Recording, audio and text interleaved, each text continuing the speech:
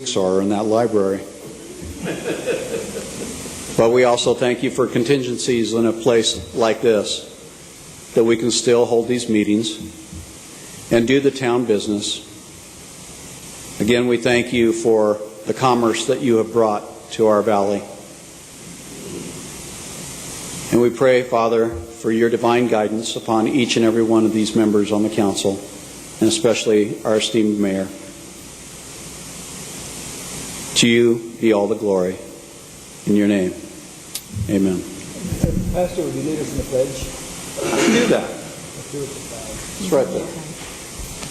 I pledge allegiance to the flag of the United States of America and to the republic for which it stands, one nation under God, indivisible, with liberty and justice for all. Thank you, Pastor. Roll call. June? Councilmember Marshall. Here. Councilmember Whiting. Here. Councilmember Mallory. Here. Vice Mayor Anderson. Here. Councilmember Nye. Here. Councilmember Marshall. Grossman, I'm sorry. I'm glad. And Mayor Skoog. Present. Thank you. Okay, We have we quorum. move on into scheduled announcements and presentations. Hungry Kids, HUSD. Mr. Brown. Good to see you, Carl. Thanks, Mayor. It's good to see you, Mayor, Council. My name's Carl Brown. I'm here actually representing Carm Staker, who is the coordinator for the Hungry Kids Project. She's still detained in Iowa, and we hope her back soon. John Agan is back here. He's the treasurer of the Humboldt Education Foundation. I want to talk about the Hungry Kids Project and tell you a little story. Carm got a call this spring from a mother who's parent of a child who was receiving weekend food packs from our Hungry Kids Project. And the mother thanked Carm extensively for having sent home those food packs. She said, last fall, our family was in dire straits. My husband and I had all lost our jobs, and those food packs really helped our kids be able to go back on Monday morning ready to learn. And now we're doing better, and we don't need those food packs, and we'd like to make sure that they go on to somebody else. Needless to say, Carm and all of us 40 volunteers were very touched by her call. The Hungry Kids Project works on packing food packs, 2 breakfasts, 2 lunch, 2 dinners, for weekend food for all the kids who are identified by school staff as needing weekend food. We do that with no organization. There's no bureaucracy. There's no administration. There's all us volunteers. And what we're trying to do right now is raise funds to pay for the food. Every single dollar, every single penny that we raise goes for food. Last year, our school staff identified and we served an average of 167 students in all 10 schools throughout the year. 167 students received those food packs to take home. And we are trying to raise $30,000 before the start of school so we can continue to serve all of the kids who need those food packs for the weekend. The ultimate goal is that they come back on Monday ready to learn. The previous year, we only served 109 because we were limited in our funding. We took the leap this past year, and the staff identified 167 young students. And we know that does make a difference.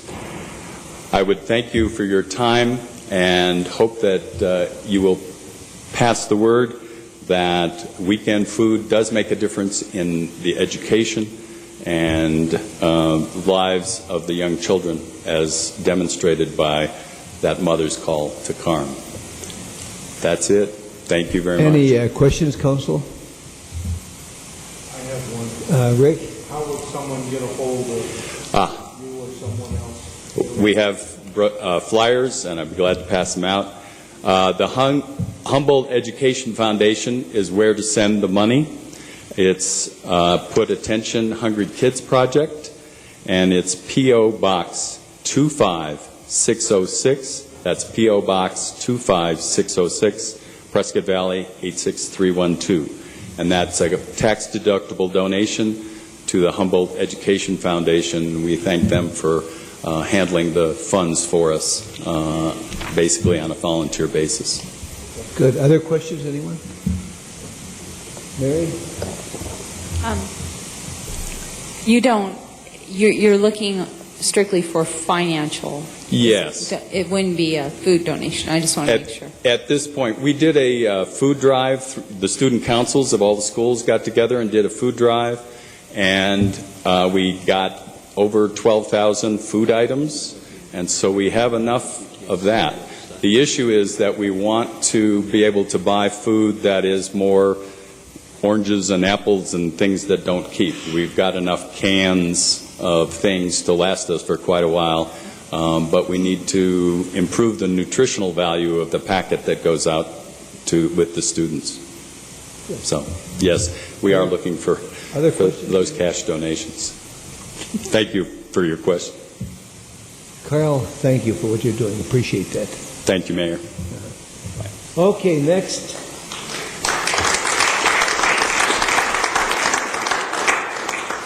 Prevent Child Abuse. Claire Luge. Did I pronounce your name right? Yes, actually. It's misspelled on the agenda, but you just pronounced it correctly. Claire Luge. Let me get my PowerPoint.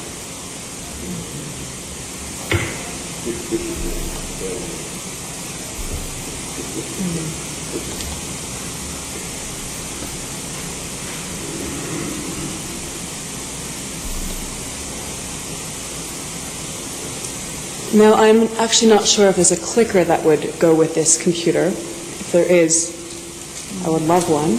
All right, I'll just go back and forth. Good evening, Mayor Skoog and the members of the Prescott Valley Town Council. It's a pleasure to be here. My name is Claire Luge, and I am the Training and Outreach Manager with Prevent Child Abuse Arizona. Prevent Child Abuse Arizona seeks to shift the public conversation so that prevention of child maltreatment is the priority. Now, you may have been expecting this year a large garden of pinwheels on the Civic Center lawn. Now, that did not happen this year because of a very funny story. So in California, they had a dock strike. And upon boats on this dock, are thousands of pinwheels that were set to be planted on your lawn. Now, the blue pinwheel is the national symbol of the healthy, happy child. And we wanted to plant 3,000 pinwheels to symbolize all the children aged 5 and under in Prescott Valley, because we are committed to making sure that this community, as you are, is a place where all children and families can thrive. So instead of planting this massive pinwheel garden this year, we had several businesses take the opportunity to plant small dozens of pinwheels on their business lawn or in their lobby, because we had small amounts of pinwheels, but not enough, of course, to plant your whole big garden. So I want to show you some pictures of your glorious businesses here in Prescott Valley that stepped up to display some pinwheels. Oh my gosh, I have a clicker. This young man. Aren't our youth amazing? Please click that one. Click. I believe so. I believed wrong. Okay, it's actually this arrow. So look at this. This was our beautiful pinwheel garden last year, and it was absolutely glorious. Next one, please. And these are the wonderful volunteers that stepped up to plant our beautiful pinwheel garden. Next one, please. And look at the beautiful faces that showed up to our event that kicked off April as the National Child Abuse Prevention Month. Next one, please. So again, 24 businesses in Prescott and Prescott Valley chose to display a dozen pinwheels in honor of Child Abuse Prevention Month, including Southwest Behavioral. You can't see it very well, but they planted their dozen. Ah, look, more beautiful faces. Isn't Marnie everywhere? The answer is yes. And of course, Marnie and the Chamber of Commerce display their pinwheels. I got that picture off their Facebook, which is always updated very nicely. So I would like to take this opportunity to first give you all a pinwheel to symbolize the happy, healthy child and the children in Prescott Valley that we are committed to making sure are growing up healthy and happy, but also to invite you far in advance to our grand pinwheel garden next year, which will be planted probably the 1st of April, no joke, to symbolize the 3,000 children here in Prescott Valley. So in advance, you are invited to this. We do have the pinwheels in stock, so dock strike or not, this garden will happen this year. So I'm going to give these pinwheels to your very capable town attorney to distribute to you later.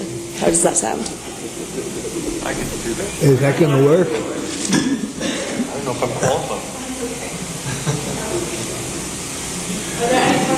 Any questions, anyone?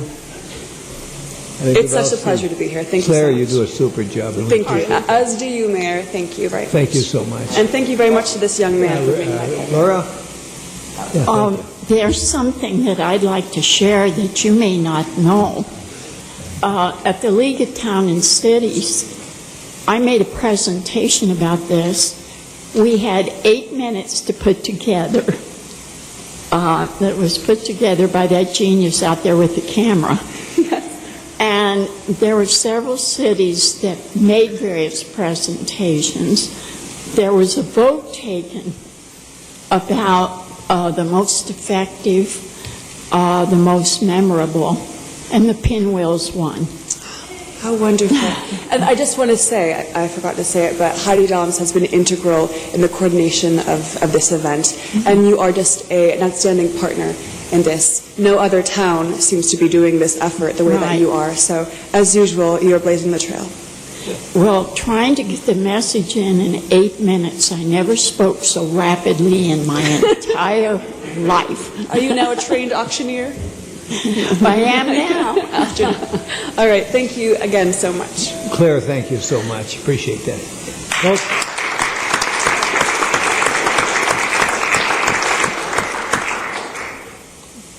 Next is the retirement of K9 Keel.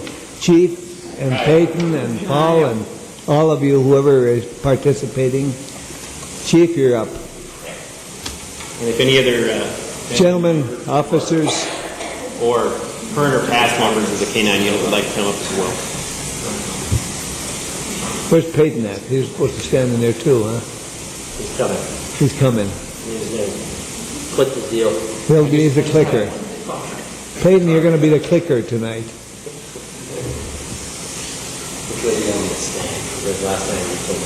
Well, probably where everybody can see it. And hold Peyton up, or Keel up. Peyton won't hold it up. Good evening, Mayor and Council community. Tonight, we honor a member of our agency as he retires after 5 years of dedicated service. Kyle, up here up front, the black one that's shorter than everybody else, is a German Shepherd, and he was selected from a group of over 100 dogs to replace his predecessor, Joey, who still holds a special place in many of our hearts, just like Kyle will for years to come. Kyle came from the Von Lick Kennels in Denver, Indiana, and was purchased through a generous grant from the Yavapai County Community Foundation. He was named by Margot Sarno. She's up there next to Officer Hines and Kyle. She's a student, or was a student, of the Coyote Springs Elementary School, and Kyle was named through our Name Our Canine contest. Kyle's training includes tactical tracking, narcotics detection, SWAT operations, criminal apprehension, and obedience, just to name a few. Kyle's training and the hard work of his partner, Officer Paul Hines, has led to some truly impressive accomplishments over Kyle's tenure.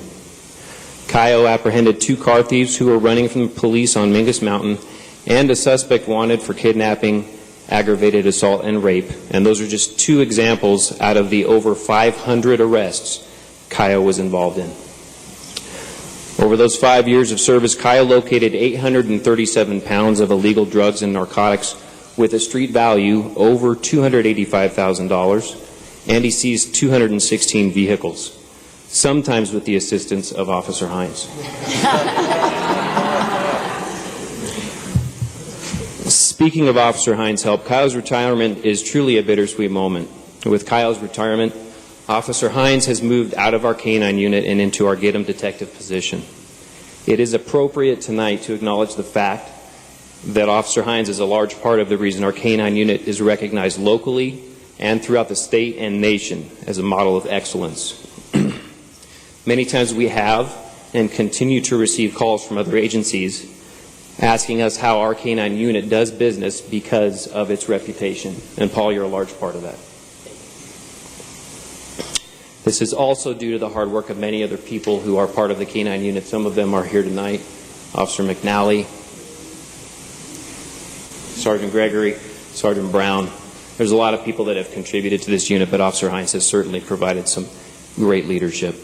So at this time, I'd like to present a plaque to Officer Hines in honor of Kyle's retirement and offer our heartfelt appreciation to Paul for his service to this unit, our community, and the K-9 community across the nation.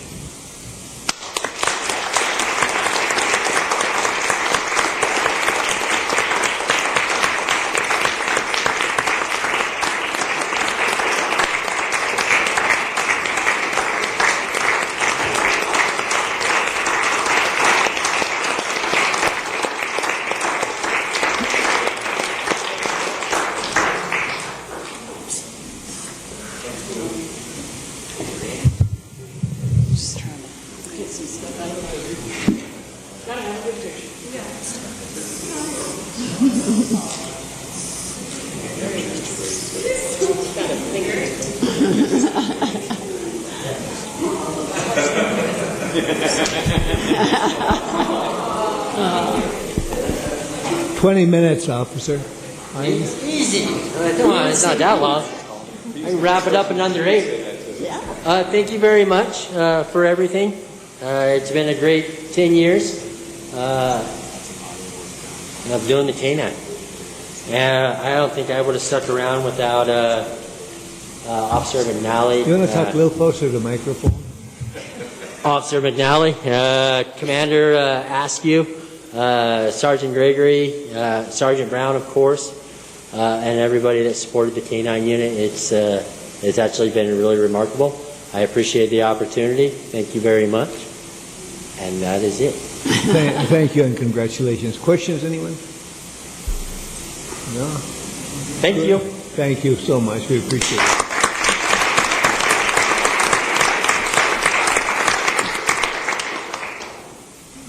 Chamber of Commerce introductions. Marnie, Zach, Donna, whoever is doing that. Zach Attack. Oh, yeah, that's me. First of all, kudos to Kaio. 5 years in the service. He's got a more impressive resume than I do. That's very impressive. Also, he retired much quicker than you will. He also did. I'm very jealous, but I got some years to go, I guess. All right, want to just say hello. Thank you for letting us do this. I'm always very happy to come up here and introduce the new members of the Chamber. I want to start it off with Jackie Ryman here. She's with Boot Barn. Take it away, Jackie. Hello. It's good to see you again, Mayor Scoob.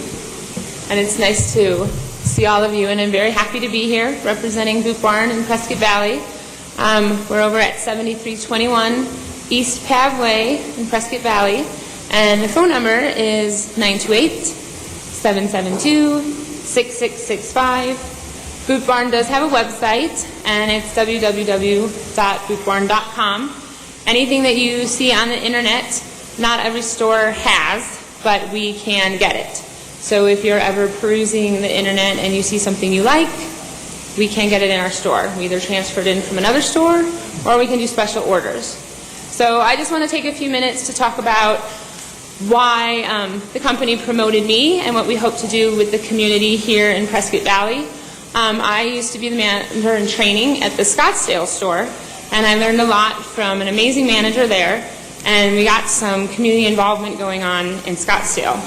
What we did there is we planned a horse adoption event that was a huge success, and we reached out to one of the local horse rescues, and we also decided to tie it together with to make it a big community tie-in. So what we did is we involved Rally Point Phoenix. I don't know if any of you are familiar with them, but they're an organization based out of Phoenix, and they support our local veterans and guys that just come back from Iraq, Afghanistan. Sometimes they don't always, they're on waiting lists to get emergency housing, to get food, So we planned a huge event where we did a huge food drive in the Scottsdale store. And we're actually going to be doing that here in the Prescott Valley store. We have our event planned for September 12th.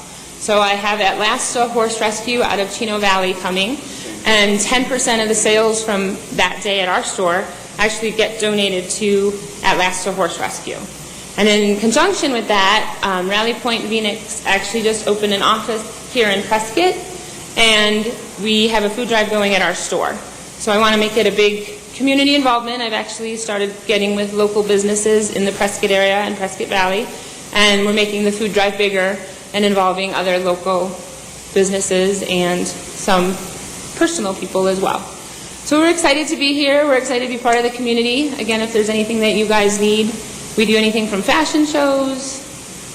We can find if there's a special boot you want and we don't carry it, we will hunt it down, find it for you, and get you outfitted in the country western wear. Good. Questions, comments, anyone? Jackie, that's good to see you, and thank you for what you're doing. Good. We're glad to have you aboard. Well, thank you very much for having me. I appreciate it. Okay. And the ladies and I at the Chamber had a great time shopping at Boot Barn. Next, I'd like to call up Chano's Tire Service. This is Michael Smith and his wife. So if you guys have some words to say, that'd be great. Good evening. My name is Charmaine Smith. We own Chano's Tire Service. It's at 6234 Wild Horse Drive in Prescott Valley. The phone number is 928-713-2006. We are a mobile tire service. We do anywhere from diesels to loaders to heavy equipment to RVs, small car tires. We've been in business since 2000. We've been in LLC since 2006. Myself and Michael, my husband, and my parents are co-owners. We are 24 hours, so if you call at 3 o'clock at night, we will come and rescue you. Had a guy call the other morning with a water pump. We don't do water pumps, but I sent him where he needed to go. We take checks, visas, cash is best, and we are on Facebook and Twitter. Any questions? Questions, anyone? Michael, 20 minutes. 20 minutes. Yeah. You want to give your address and phone number again? We are at 6234 Wild Horse Drive in Prescott Valley. And our phone number is 928-713-2006.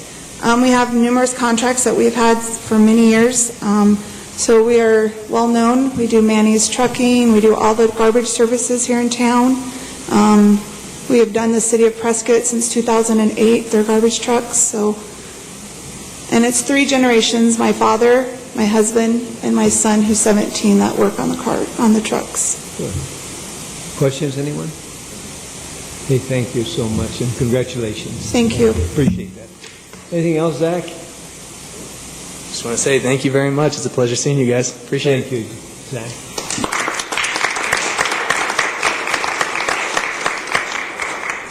Next one, Chamber of Commerce, good news announcement. Marnie? That would be me. That's you.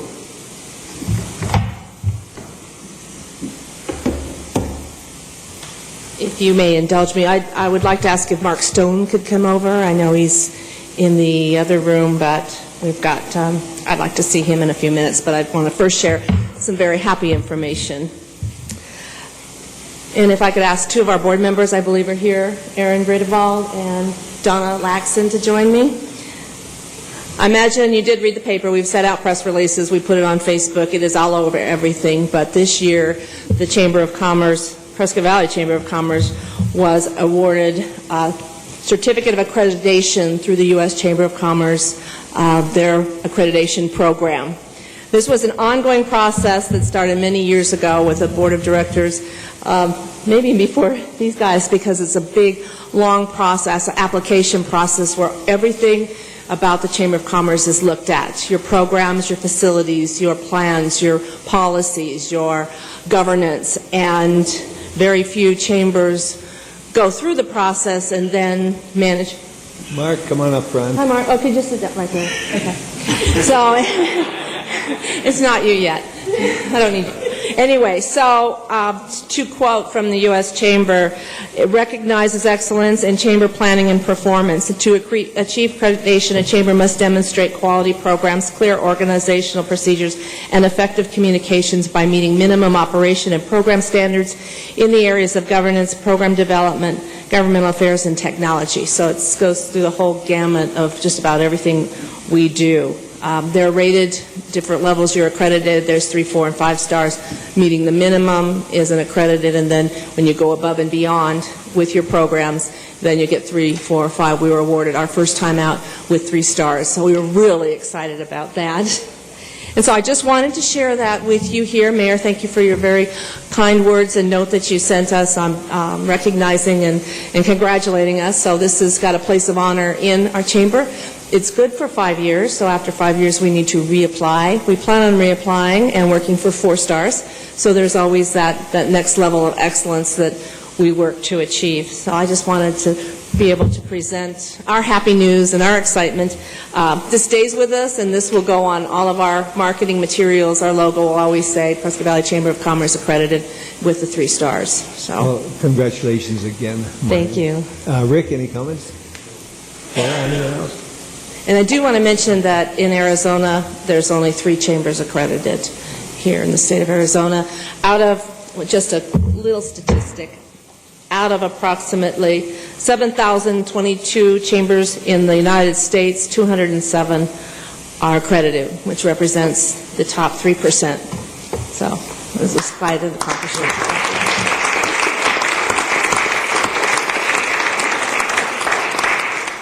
Okay, my other little happy news.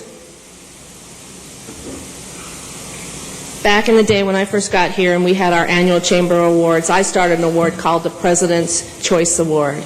At the time it was the Executives Director's Choice Award, and then when I became President and CEO it changed to President's Choice Award. This is an award that is given every year at our annual banquet, recognizing individuals or organizations or somebody that directly impacts myself and staff in our day-to-day operations. And what I say is making our world nicer, making our world more wonderful, and a better place to be. So this year, my President's Choice Award has gone to 2 gentlemen that I've come to love and adore over 9 years. I spend quite a bit of time with them, and that's Mark Stone and Dwayne Prince. So Mark, if you can come up here.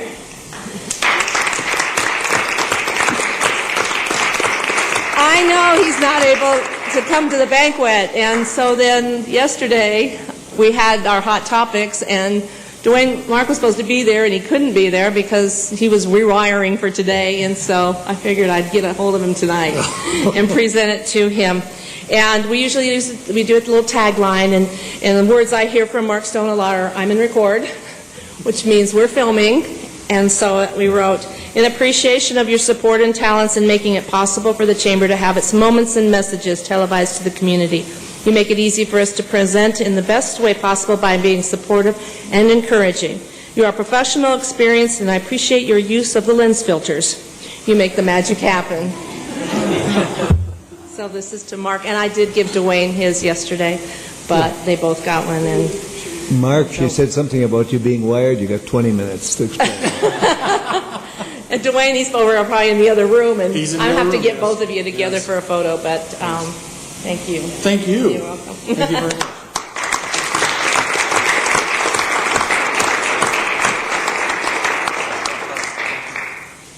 And thank you for indulging me tonight. Well, we always appreciate you, Marnie. You're Thank doing you a all. super job. Thank you. Keep it up.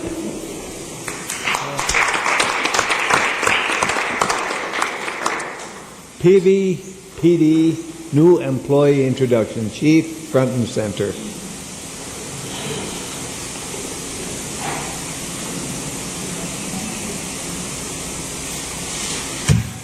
Good evening, Mayor and Council. I come before you tonight to introduce 2 new members of our agency and our town, and also 1 member of their family who is here tonight. We have Officer Cousins and Officer Leathed.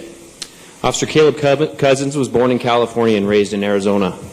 From 1990 to 94, Caleb served in the U.S. Army as an airborne infantry soldier and received an honorable discharge after 4.5 years of service. Caleb received several awards during his military service, including the Army Achievement Medal, Army Commendation Medal, Army Good Conduct Medal, and he reached the rank of sergeant. You were busy. In 2008, Caleb was hired by the Chino Valley Police Department and was sent to NARDA, our local police academy, for training. He graduated with academic honors and was voted as honor recruit by his peers. In 2013, Caleb was assigned as a field training officer, and later in the same year was assigned to our regional narcotics task force as a detective. Caleb is an avid hunter, and he's been married to his wife, Deborah Cousins, for 19 years, and they have 2 daughters, 15-year-old Kaylee and 12-year-old Danner. I met Caleb in 2008 when I taught his academy class firearms, and I was impressed and still am by his positive attitude and self-initiative. Welcome aboard. Thanks, sir.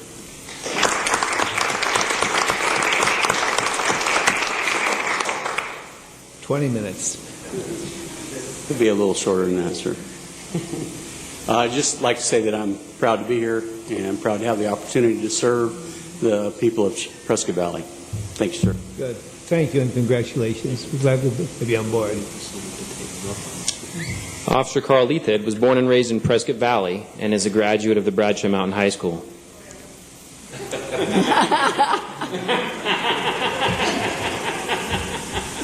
He is married to a loving wife, Mari, and they have 2 boys, Cameron and Carter.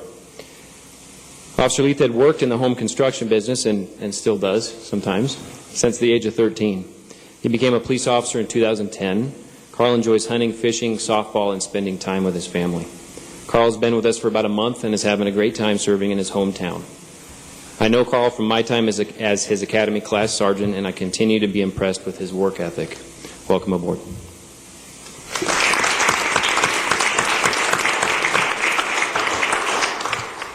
I'm just excited to work for my hometown and also for a town council that actually supports first responders, because that's a big deal compared to where I just came from.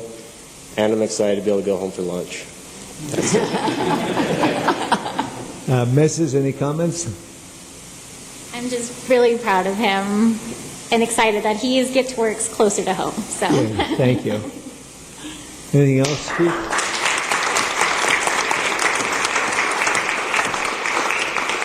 Welcome on board, and thank you for your service. Okay, any comments, Harvey. communications? Laura? I do. It would be very wrong of me to not take advantage of this opportunity to thank everybody who helped me through my recent knee surgery. The knee surgery went great, but I had respiratory difficulties. And I want to thank Nancy Smith, who stayed all night with me in the hospital. And I want to thank Rick and the mayor, who visited me more than once. I want to thank all the friends who sent flowers and cards. And Marty, you gave me the most unusual gift I've ever had, because he gave me a flower that will never die with a beautiful message inside. So thank you, everybody, who helped me get me back here today. Thank you. Any other comments, anyone? There be none? Okay, we move on to number 7. All matters listed under consent agenda will be considered to be routine by the town council and will be enacted by one motion. There will be no separate discussion of these items. If discussion is desired, that item will be removed from the consent agenda and considered separately. For discussion and possible action, approving the June 18th work study and June 25th council meeting minutes. B is approving an agreement for professional services with Dave and Associates, engineering, design, and construction administration services in the amount of up to $38,900 for the Windsong Drive pedestrian improvements, CIP number S71. That's a CDBG project. C is to reject the bids for the annual SWAT mowing services. D is approving the submittal of drought resiliency project grant application to the U.S. Bureau of Reclamation as fiscal agents for the Upper Verde Watershed Protection Coalition. E is approving the purchase of a management council pool vehicle in the amount of $38,408.06. And F is approving accounts payable. Council, want to approve it as a whole, or do you want to pull any item for discussion? Mayor, I'll make a motion. Okay, great. Motion to approve all items listed on the consent agenda. Mr. Mayor, I'd be happy to second. Okay, we have the motion and the second. June, would you call the roll call on that? Do the roll call. Yes. Councilmember Grossman? Yes. Councilmember Nye? Yes. Vice Mayor Anderson? Yes. Councilmember Mallory? Yes. Councilmember Whiting? Yes. Councilmember Marshall? Yes. Mayor Skoog? Yes, and Thank this you. is doing the old-fashioned way. We don't have the electronic voting here. Okay, we'll move on to a new business for review, comment, and/or possible action. The consideration of appointing Jimmy Cox to the Municipal Property Corporation Board to a term with a renewal date of November 18th. And Rick or Laura or Mary want to comment? I will, Mayor. Okay. One position on the Municipal Property Corporation Board became open when Carmelite Staker resigned, effective November 18, 2014. Ms. Staker was first appointed to the Municipal Property Corporation Board on January 12, 2006, to fill in an existing term, and then reappointed to 2 more consecutive terms, with the last term with a renewal date of November 18, 2014. The vacancy was advertised, excuse me, and 1 application was received. Myself and Councilmember Mallory and Anderson conducted the interview and are recommending the appointment of Jimmy Cox to fill the vacancy made by Carmelite Staker's departure, with a term renewal date of November 18, 2017. Thank you, Laura. Rick? Yes, I think Mr. Cox has done an outstanding job. His background lends that towards this job. Yes, he is here. There he is, back there. Please come forward. He has a varied background with 4 years on the Winslow City Council, and I think he'll do an outstanding job for us. Welcome, and I certainly encourage Mary? Well, I do agree with Vice Mayor Anderson along with Councilwoman Nye that, Mr. Cox will do a great job. I look forward to working with him and brings a lot to the table. Thank you very much for your service. Mr. Cox, any comments? No, just glad to serve for the Prescott Valley community and stuff like that. I was impressed with the Prescott Valley and the council and the many things that the council has done and the activities they do and provide. I'm a little bit familiar with recreation in that area because I've served on a city council in another city, and excited about that. And I see you guys do a lot for recreation. I'm glad to see that for the young people of the community and also the older people, the softball and stuff like that. I'm just grateful to have the opportunity to serve. It seems like we're very fortunate to be attracting the best people. Anyone care to make a motion? Yes, Mayor, I will. Rick? Make a motion to appoint Jimmy Cox to the Municipal Property Corporation Board to a term with a renewal date of November 18, 2017 by voice vote. Second, anyone? And Mayor, I'll second that. Okay, we have a motion and a second. Would you do the roll? Yes. Councilmember Marshall? Yes. Councilmember Whiting? Yes. Councilmember Mallory? Yes. Vice Mayor Anderson? Yes. Councilmember Nye? Yes. Councilmember Grossman? Yes. Mayor Skoog? Yes. Thank you. That is unanimous. Okay, thank you. Congratulations, and thank you so much for your Thank you very much. service. Council.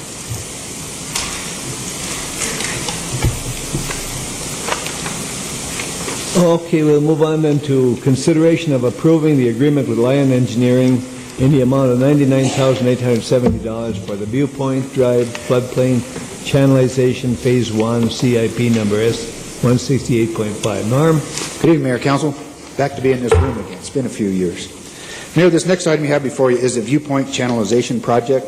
You can see from the exhibit in the council action, in addition to up on the board, that details the project a little better.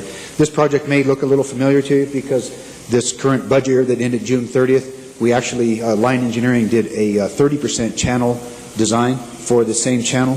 Bill, if you could hit the next slide. Council may recall last year we did 30% design plans on the proposed Viewpoint connector, which goes all the way from Long Lick Drive up to Roundup Drive. So the 30% plans that we've had delivered as part of the effort that ended June 30th actually included some of the scoping for the channel design, in addition to 30% roadway plans all the way through.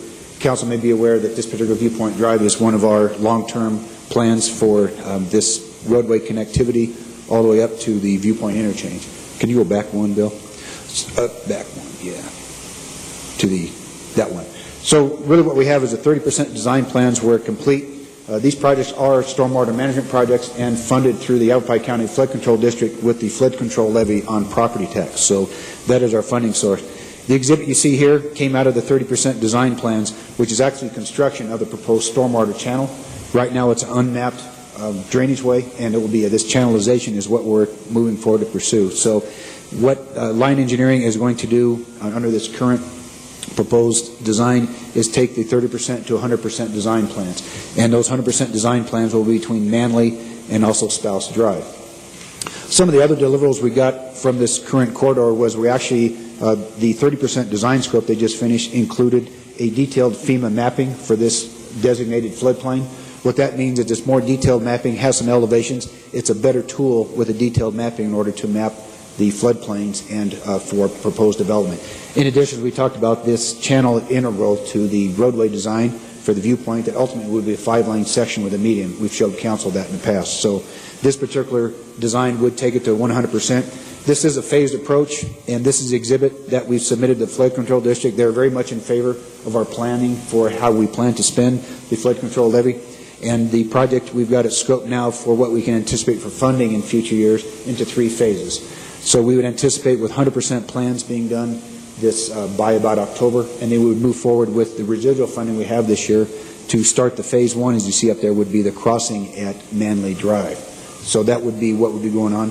Just a little bit of, I guess, real-world realization. Of course, the storm events we've had in the last week, we had 2 really big events. This particular drainage way was probably the biggest storm cell we had, and actually Manley, or Viewpoint Drive at Manley, was underwater for about an hour. And we actually had a car wash off the road in there. So it's timely. We've always known this is a corridor. It's nice to have the funding, and we'd like to move forward with this particular channelization. Another side note I might add, I'm sure council's aware, back up just one more, leave it there. The Spouse intersection with Viewpoint, been a challenge to design. We've actually taken quite a bit longer to deliver those plans because this stormwater study that Lion did really dovetailed well in what Dave and Associates did for the intersection design. So we're about 90% plans on the Viewpoint Spouse intersection, and actually we did quite a bit of design modifications knowing what those particular flows can be. So a lot of the piping you see that with the caption in the Spouse intersection improvements was a result of this study funded with flood control dollars to identify what that particular ultimate flow can be, so that the roadway design that Dave and Associates did would actually go underneath the particular road for a 100-year crossing. So both engineers have cooperated very well and cooperated. Us engineers have had a very good time with this project. There's been a lot of challenges out there, and it's made a lot of fun. There's a lot of constraints with the existing housing. Some of the existing geometrics of Spouse has been difficult. Dealing with state land and FEMA has been challenging, but in the end, we're there. And so we're really looking forward to awarding this design and moving forward with the channelization improvements. And then on the heels of this, we'll actually move forward with construction and a separate action down the road for construction of Viewpoint Spouse intersection improvements. So this is going to be quite a busy area for construction in the upcoming budget year. So what you have before you is award of the design contract to take this existing corridor to 100% plans, with the proposed deliverable being phase plans, and hopefully eventual construction of Phase 1 this current budget year. Any questions I can answer about this project? Questions, anyone? Laura? I just know it'll be as successful as Tonopah was. Now, my house was struck by lightning, but I did not have any flooding. No. Yeah, we don't have a current plan to prevent lightning, but yes, that does happen. So glad it stayed high and dry, because Tonopah was a good project. It was very successful. Any other questions? Mr. Mayor, I just had a question. That is, what is our time frame or to build out or to complete phase 2 and 3? As funding becomes available, as you see, we've been successful, and it's reasonable to ask for a levy of $500,000 to $600,000. So timing to answer your question could be yes, over a 3-year period. This current budget year, we can construct phase 1. Of course, phase 2 and 3 would come after the fact. So there will be a time period over the next couple of years that the drainage improvements, and they'll be significant. Right now, you have 1 to 2 36-inch pipes. You're going to get up to 5 60-inch pipes. It's substantial to move that flow through there. That's why in the storm event we had the water actually ran over the road. But answer your question directly, yes, it'll be over the next couple of years. So there'll be that gap in between we'll have to finish over the next couple of years with the finish of the stormwater channel. Other questions? Comments, motions, demotions, promotions? Rick? Motion to approve the professional services agreement with Lion Engineering in the amount of $99,870 for the first phase of the Viewpoint Drive floodplain project by voice vote. Second, anyone? Mr. Mayor, I'd be happy to second the motion. Thank you, Mike. We have a motion and a second. Would you do the vote? Yes. June? Councilmember Grossman? Yes. Councilmember Nye? Yes. Vice Mayor Anderson? Yes. Councilmember Marshall? Yes. Councilmember Whiting? Yes. Councilmember Mallory? Yes. Mayor Skoog? Yes. Thank you. Norm, go to work on that. Very good, Thank you Mayor. so much. Looking forward to it. Okay, we'll move on to number C, consideration of approving an amendment to the town engineer agreement in a total amount of $77,000 for the Glassford Hill Road and Long Oak Drive intersection improvement project. CIP number S379. Norm? Yes, Mayor, Council. Next item you have before you is award of a design contract to Dave & Associates through the town engineer agreement for the Long Oak Glassford Hill Road intersection. This particular intersection is probably one of our most congested during the commuter hours, and so we would like to move forward with basically moving the signals back to add the additional laneage. So this project, I think the signal's been in place for around 20 years, and with the growth of Prescott Valley and, of course, the traffic increases we're seeing on Glassford Hill Road, it's time to add more laneage. So that will require to move the signals. The interesting thing about this project is we've been seeing a congestion during the commuter hours, as I mentioned, but the new development impact fee, Bill, could we see the next slide? That we just completed with the legislative changes, that any growth-related fees that we collect from housing is included in this report, and that's Council's goal has always been growth pays for growth in Prescott Valley, so existing residents don't see any burden of the existing growth requirements for public works construction. So this project works in very well. Next slide, if you could, Bill. And as you can see, this is one of the tables out of Appendix A of one of the development growth-related projects you see by the heading, and you see right there highlighted is a Long Oak Glassford Hill traffic signal. So we are using the impact fees collected from housing and commercial development very directly for this particular study. So we're using the study to guide us in what's been accepted as being growth-related type of infrastructure improvements. Bill, if you could back up 2 slides again. So really what this particular scope of this project you're seeing is we will do the design and we'll add additional laneage. One thing we have also will include in this scope is it's been you can see the current right turn lane into the school on the southbound right turn lane. The current scope will actually include, we've had a lot of input from the Granville residents about the Tuscany Way, about having some better access in there. So part of this current scope will include, it doesn't show in this exhibit, but a left in only that we've talked about for a long time to fund that particular left in for accommodate the growth related on that area. So we'll see a left turn in and actually a right turn extend all the way to Tuscany. Once we get through the design phase and have some better exhibits and move forward toward construction this current budget year, we'd like to bring that to you and show you the scope of the project. But that's the scope of the design. It will be paid for from development impact fees that are collected, and a very good use of funding for this particular project, and continue to keep up with the mobility of Glasswood Hill Road and that ability and move traffic out there efficiently. So that's the project we have. Any questions I can answer? Questions, anyone? Motions? I'll make a motion. Ready? Thank you. I'll make a motion to approve an amendment to the town engineer agreement with Deva and Associates in the total amount of $77,000 by voice vote. Second, anyone? I'll second that, Mr. Mayor. Okay, we have the motion and a second. Would you do the vote count? June? Yes. Councilmember Marshall? Yes. Councilmember Whiting? Yes. Councilmember Mallory? Yes. Vice Mayor Anderson? Yes. Councilmember Nye? Yes. And Councilmember Grossman? Yes. And Mayor Skub? Yes. Thank you. Norm, you're ready. You can go with it. Thank you, Mayor. We'll move forward. Okay, next we move on to consideration of accepting as ACJC of fiscal year 2016 award in the amount of $408,756 under the Drug, Gang, and Violent Crime Control Grant Program for PANT Task Force Operations. Chief?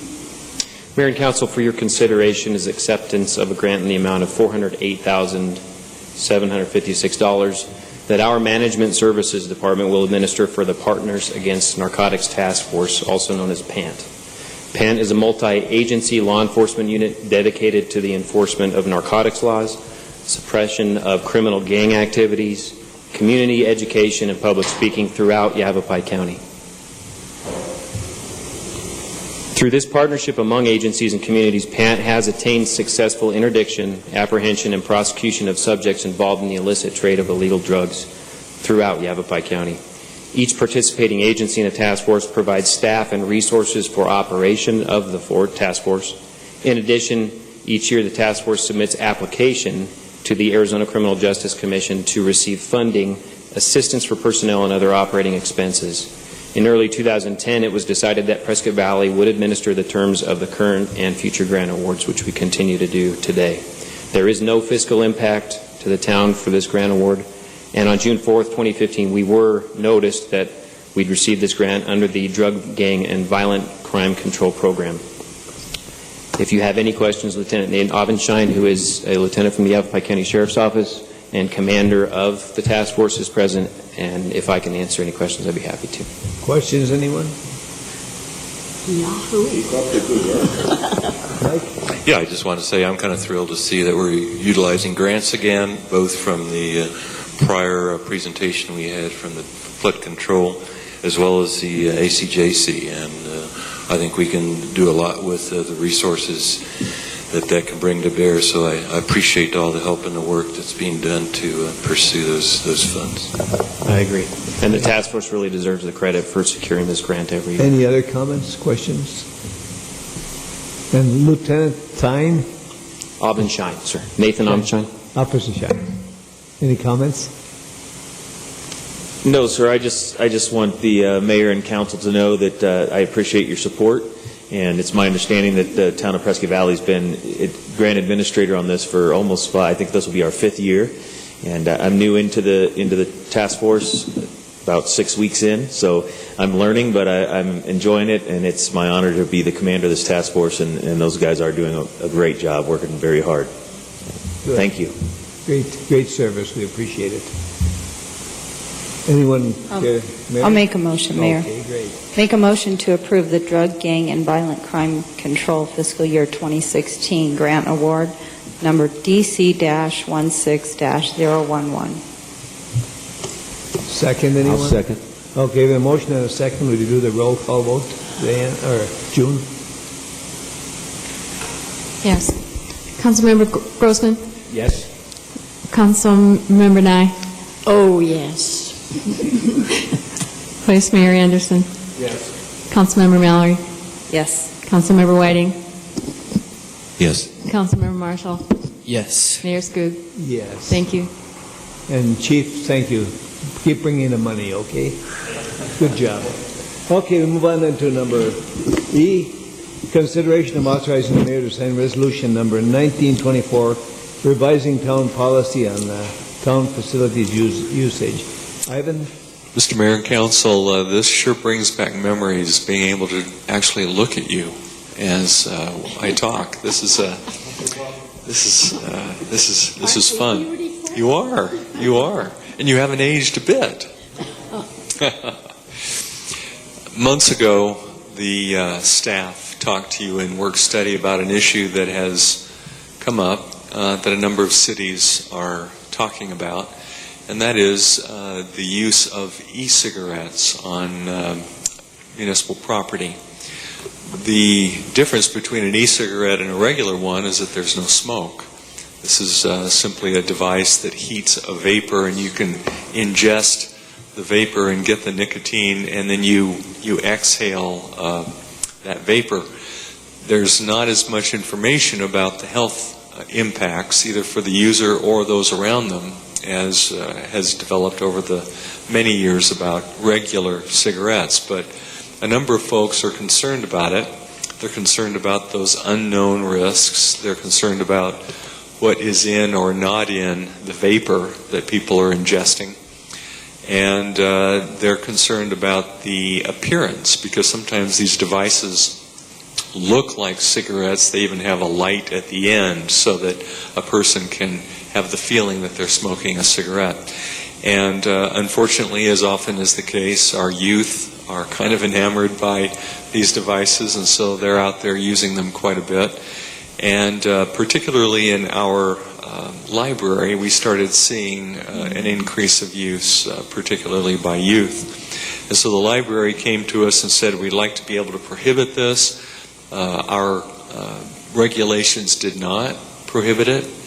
And so that was what they brought to you. Do you want to pursue the possibility of amending our facilities regulations to prohibit such use in the town's facilities? And the answer that you gave was yes. Go ahead and move ahead with doing that. So Carol Cornell in our office did some research and helped us put together an amendment of policy number 1-07, dealing with facilities usage. And being Carol, she couldn't just make a minor change. She looked at it and said, this thing needs to be cut back about in half.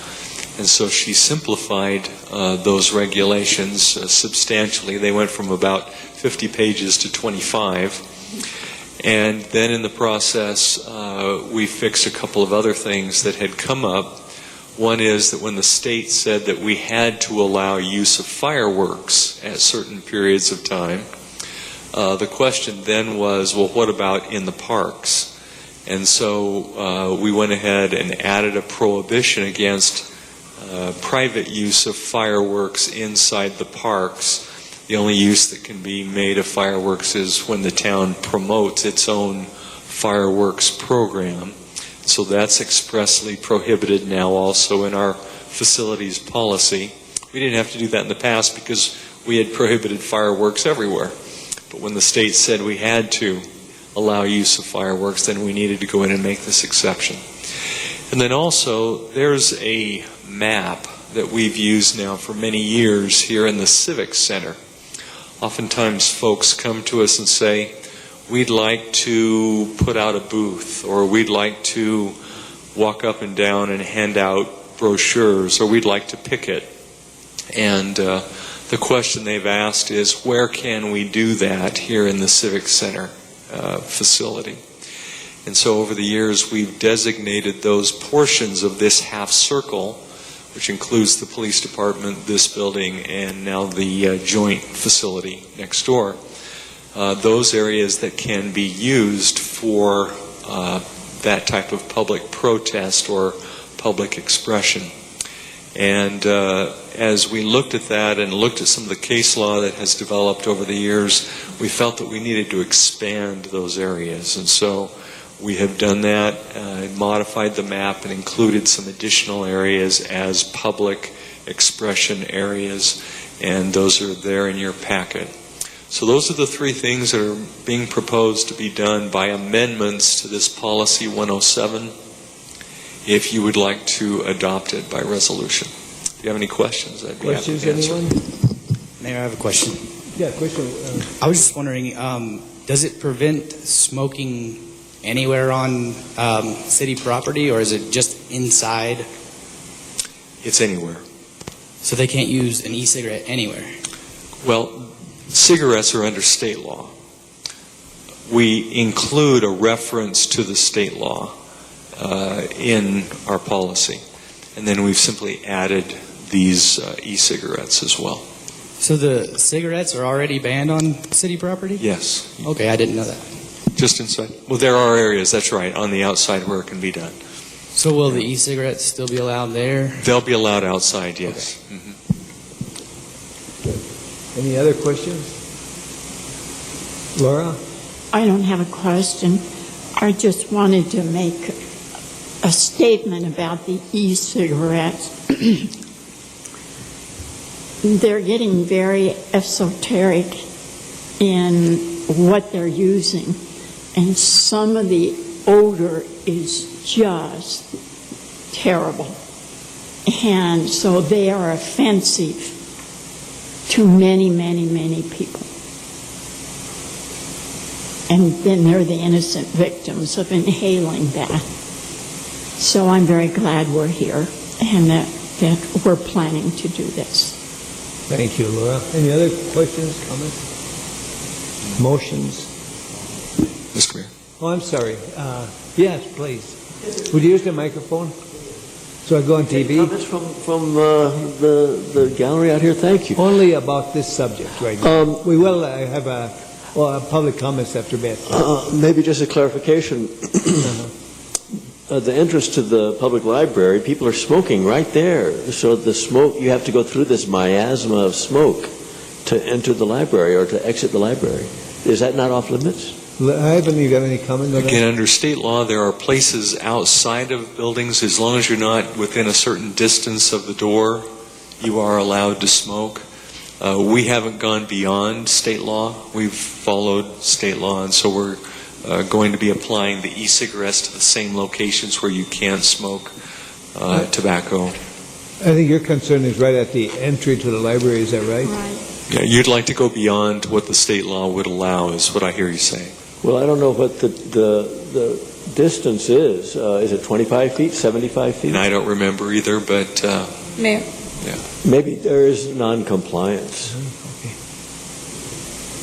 Thank you. Good, thank you. Mary? My understanding was that it's at least 20 feet from the front door of a public. Is that correct or You're not? probably right. I'm not remembering the exact number of feet, but I believe it's the same as it would be for a business like yours. Yeah, that's as what well. I'm going by, because that's what my guidelines are there. So it's 20 feet from the front door. Good. Any other questions, comments? Thank you, by the way, for bringing that up. Appreciate that. Any other questions, comments, motions? Mike? Yeah, I'd just like to make one comment. I think we've talked about this before, and my concern as well is if we don't have any scientific evidence in terms of what the ramifications are from the e-cigarettes, until we know, I think this is a prudent step to take. So I'd be happy to make a motion to authorize the mayor in his absence, the vice mayor, to sign Resolution 1924 approving the revised town policy number 1-07, town facilities usage, including Appendix A, Civic Center public forum areas. Okay. Motion. I'll second. And a second. Have a motion and a second. June, you count the vote? Yes. Councilmember Mallory? Yes. Councilmember Whiting? Yes. Councilmember Marshall? Yes. Vice Mayor Anderson? Yes. Councilmember Nye? Yes. Councilmember Grossman? Yes. And Mayor Skook? Yes. Thank you. I've been thank Carol for her good work. That was very well done. I'll do that. Okay, we'll move on into number F, approving a new Series 9 liquor license application for Hagen Store located at 7450 East Road 69, Patrick J. Paul, applicant. Mayor? Yeah. Excuse me, I'm sorry, but for conflict, I'm going to recruit from the conversation and the voting. I understand. Okay, thank you. June, you got any comments? Yes, Mayor. We normally put liquor licenses on consent, but chose to move this one to new business to accommodate knowing that Mary would recuse so that we could have a separate vote. Hagen has taken over the Albertson store and is applied for their liquor licenses. They have two, so we have two votes. The first one is the regular liquor store, Series 9, and the second vote is what they call a sampling license that's a stacked license on top of the regular license for sampling privileges within the store, so it's called a 9S, so we have two separate votes. Okay, thank you. We'll take number 8F first for the, anyone care to make a motion? I'll make a motion. Okay. I'll motion to recommend approval of a Series 9 liquor store license and Series 9S sampling privileges for Hagen by voice vote. I think we're going to do them separately. We're going to do the vote separately. For each one? They're both included in one motion. Okay. And I think everyone understands the other part of it. Okay. And I think you explained that, so that should work. All right. Second, anyone? I'll second the motion. Okay, the motion and a second. Would you count the vote or the roll? So here we go. Okay. Vice Mayor Anderson? Yes. Vote? Okay. And Vice Mayor Nye? Former Vice Mayor. Yeah, now you're Councilmember Nye. Yes. And Councilmember Grossman? Yes. And Councilmember Whiting? Yes. Councilmember Marshall? Yes. And Mayor Skoog? Thank you. Thank you, June. And that took care of both F and G, right? No. No? They're both written the same way. They are written the same. Okay, approving no Series 9S sampling liquor license application for Hagen store based located at 7450 East State Road 69, Patrick J. Paul applicant. You want to do that motion too, Marty? Do that motion too then for 9S? Motion to recommend of approval of a Series 9S sampling privileges for Hagen by voice vote. A second, anyone? Mr. Mayor, I'll second. We have the motion and a second. Would you do the roll call on that? Okay. Councilmember Marshall? Yes. Councilmember Whiting? Yes. Vice Mayor Anderson? Yes. Councilmember Nye? Yes. Councilmember Grossman? Yes. And Mayor Skoog? Yes. Thank you. So that passes. Okay, thank you. We'll move on then to number 9, comments from the public. This consideration and discussion of general unscheduled comments. Those wishing to address the council need not request permission in advance. Any such remarks shall be addressed to the council as a whole and not to any member thereof. Such remarks shall be limited to 5 minutes unless additional time is granted by the mayor. Mr. James, you have a comment? And welcome. It's good to see you.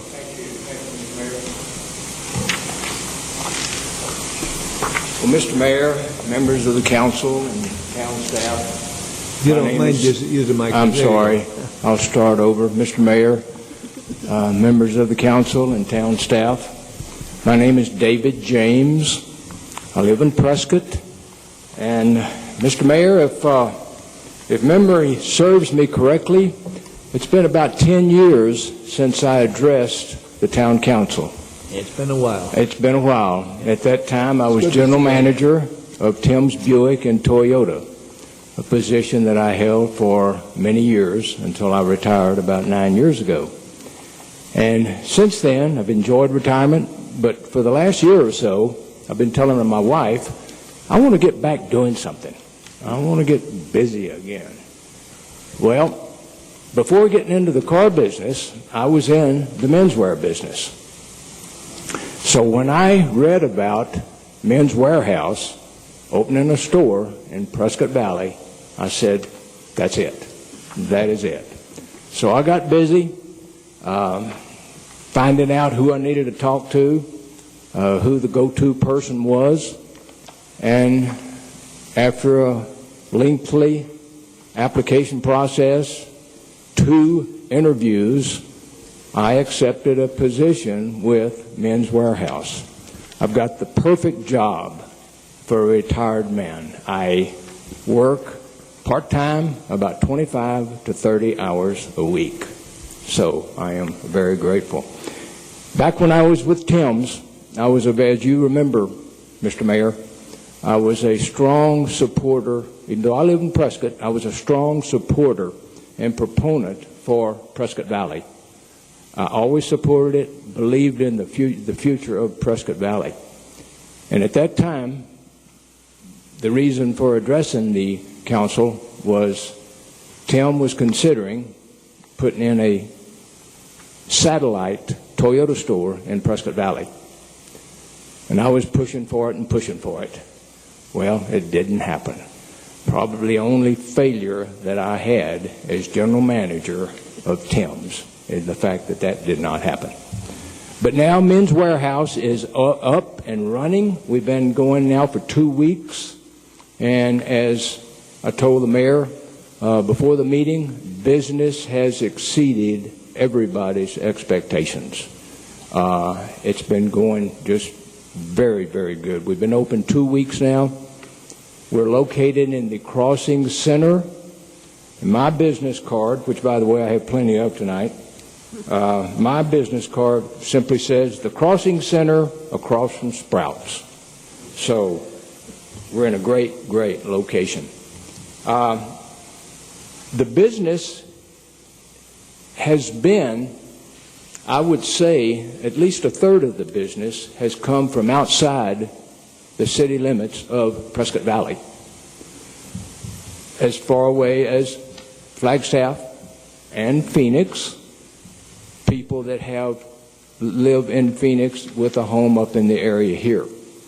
So what I'm saying is a lot of the tax dollars that are coming in are, I'm saying, fresh, new plus tax dollars, not just being transferred from one business to the other. And also, so many people have said, we're so glad you're open, now we don't have to go to the valley. So new tax dollars coming in, plus keeping tax dollars from going out of town. So it's a win-win situation. Made myself a couple of notes, and I'll go through this very briefly. Well, first of all, I'd like to thank Councilman Grossman for not only his business, but also letting me know about this opportunity to come address the town council. Thank you, Councilman Grossman. We are the complete men's store. I tell people from head to toe, and everything in between, we are the complete men's store. We are the only men's store within 85 miles of where we are standing right now. When we came to Prescott 38 years ago, there were 3 men's stores in downtown Prescott. Nice men's stores. Of course, they're gone. But today, the nearest one is Happy Valley, on Happy Valley Road, down in Phoenix. Now, there's other places that sell men's clothing, of course, but we are the complete only men's store. One of the things that we do is we have a tailor on duty at all times. If the store is open, there is a tailor on premises.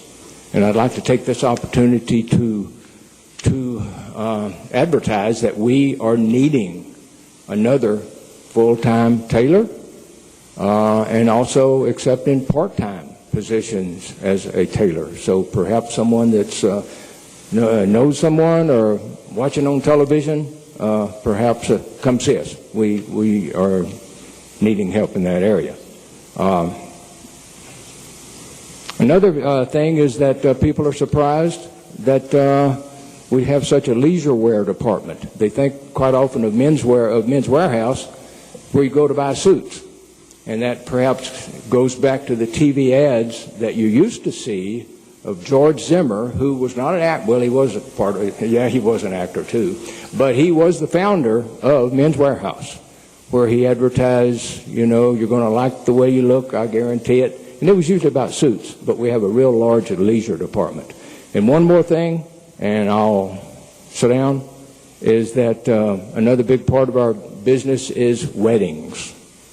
a huge part of our weddings. We've been open, like I said, we've been open 2 weeks now, and I think we have booked 6 for sure.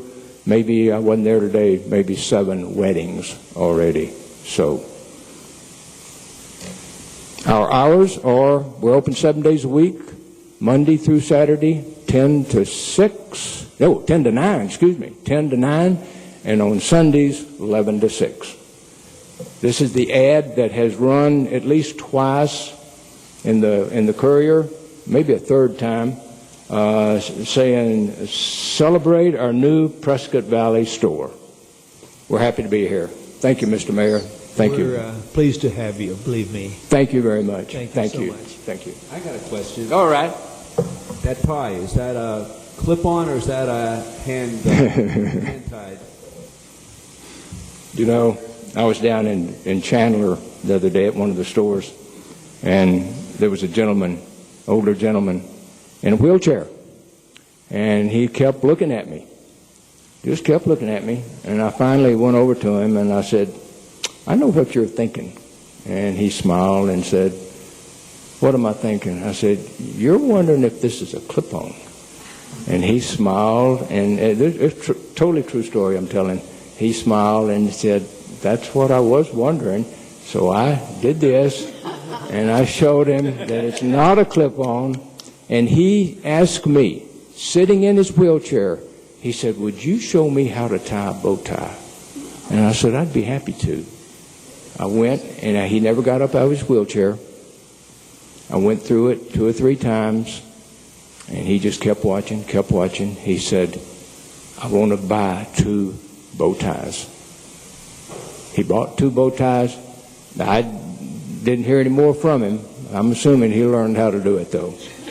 I told him, go get on YouTube, type in, that shows my computer expertise when I say type in, how to tie a bow tie. Get in front of the mirror and just keep going and you'll get it. So, thank you. Thank Any you. other Thank you very questions? much. Thank you so All much. right. That was Thank you, really Mr. Mayor. good to Thank see you. Anyone else? Any other comments? Chief Freitag. Good to see you, Chief.